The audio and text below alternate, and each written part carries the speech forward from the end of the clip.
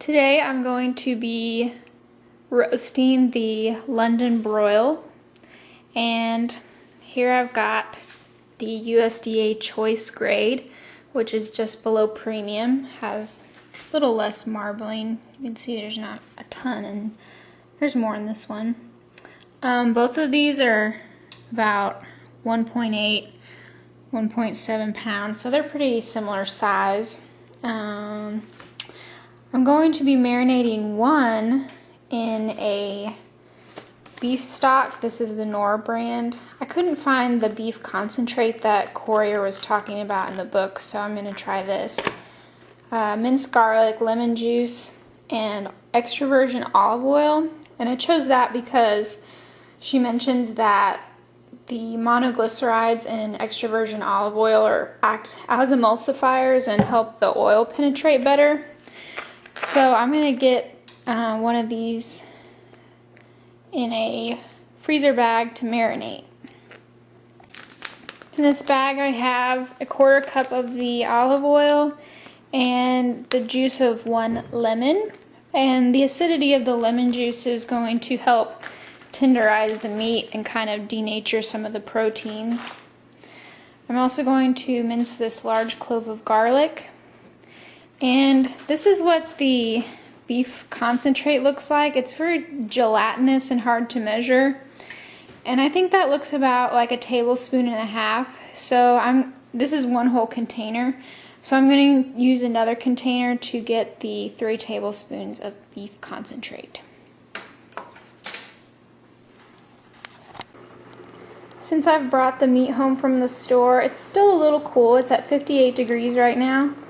And I'm going to put it into this bag of marinade. It has the garlic, the beef concentrate, the oil, and the lemon juice. I'm going to put it in there for an hour. And the goal is for it to let the marinade soak in, and we want the meat to come to about room temperature because that's just going to help it cook a little quicker, and it's not going to cause the center to be underdone and so forth. For this other London broil, I'm just going to salt it, and I'm going to use Maldon sea salt. So I'll just give it a generous sprinkling of sea salt. And it's pretty large flakes, so I'm gonna crush it in my hand just a little bit.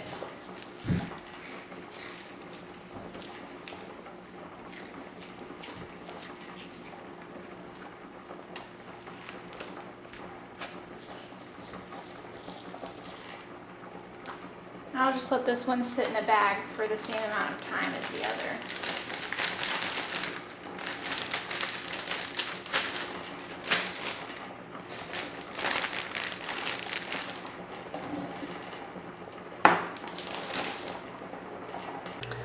It can be a little hard to tell, but at its thickest, this meat is almost 1.5 inches at its thickest. This one is a little thinner, about 1.25 inches. I'm going to cook them both for the 7 minutes prescribed for 1.25 inches. Well, 7 minutes on each side for a steak that's 1.25 inches thick. These have been marinating for 15 minutes now, so they've still got quite a ways to go. They still feel pretty cool. They don't feel like they're room temperature yet. So we'll let them sit for a while longer. It's a little hard to tell in this shot, but about 15 minutes in, this piece of meat that was just salted is still very red. I'd say just like how it started. And this is more of a brownish color. So I'd say that some sort of reaction is going on here that's changing the color of the meat. I wanted to talk a little bit about what salting does to meat. On page 338, Courier talks about brining. And this isn't really a brine because it's not really in a salty liquid. It's just been patted with salt.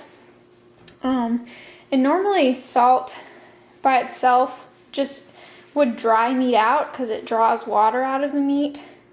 But since this is in a bag and the moisture can't evaporate, eventually the salt solution on the outside of the meat is actually less concentrated than the liquid in the meat, which was really surprising to me. I really expected that salt would just draw a lot of water out. But if you really think about it, salts have a lot of different things dissolved in them. And so as the salt draws water out, it will eventually get so concentrated that a little will go back in. And to me, I can see how drawing in a little salt would flavor it, but I'm not really seeing how this just salt is going to affect it that much. It seems like, I mean, it can't have more water in it because there's nowhere else to get it from. So I really expect that this marinated meat is just gonna taste a lot better and be juicier and more tender.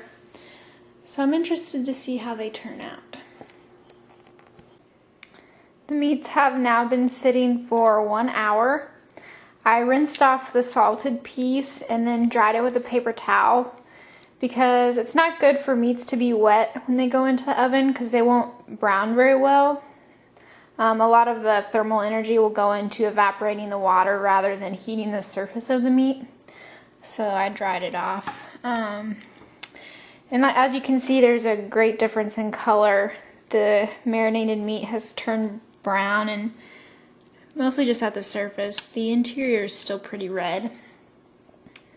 And it's noticeable even at this stage how much the marinade tenderized the meat. Because as you can see, these meats were about the same size, but this meat can be stretched a lot further. I thought that was interesting. Kind of like some of the proteins are kind of breaking down and then allowing the meat to be stretched out. See, this one doesn't really stretch, but this one is extended a lot more.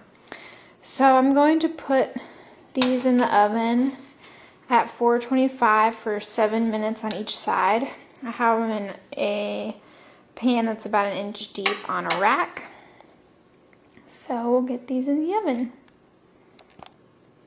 I also forgot to mention that right before placing these in the oven, this one's at about 71 degrees, so right about room temperature. I'd say the other one's the same, but I'll test it just to make sure. Doesn't look like it's going to change. So both at 71 degrees. This is what the 2 pieces of meat look like after 7 minutes in the oven. As you can see, the one on the left looks a lot more brown and more appetizing. The one on the right looks kind of raw and splotchy. Its temperature is 82 degrees. So we almost have to double that. So I'll flip them over and put them in for another 7 minutes.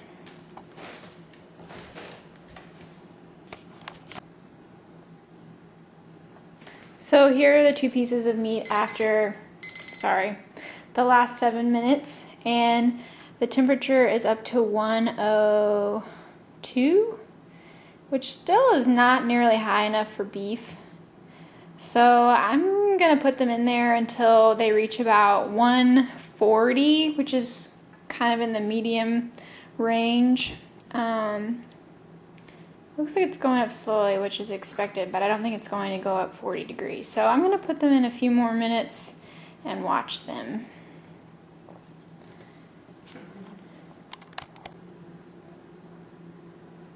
After another 3 minutes, the meat is up to 123. So it still needs a little longer. After another 3 minutes, the one on the left, the salted piece, is at 122, and the one on the right is at 125. You can see that the one on the right is a lot juicier. The one on the left is drier.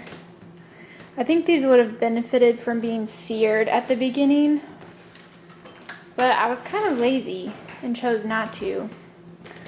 But I think they would have had a lot better color if I had done that. I'm going to put them back in until they get to 140.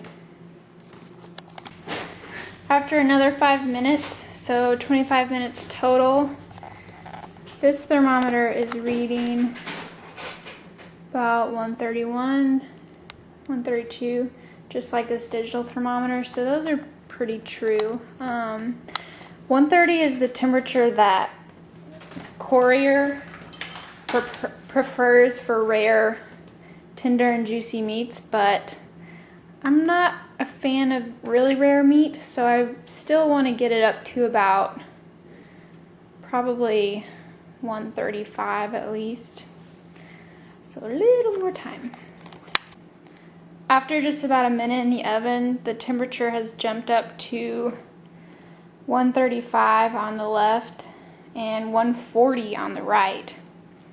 So I'm going to call those done. I'm going to let them rest for anywhere from 10 to whenever my family's ready for dinner, and we'll cut into them.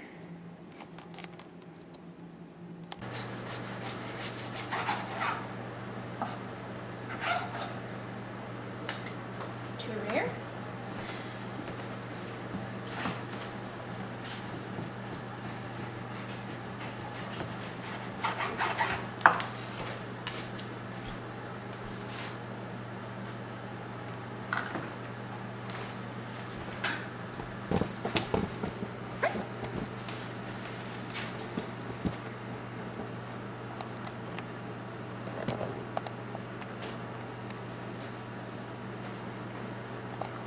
On the right is the one that was just salted, and I think it's a little more rare just because it was a thicker piece of meat.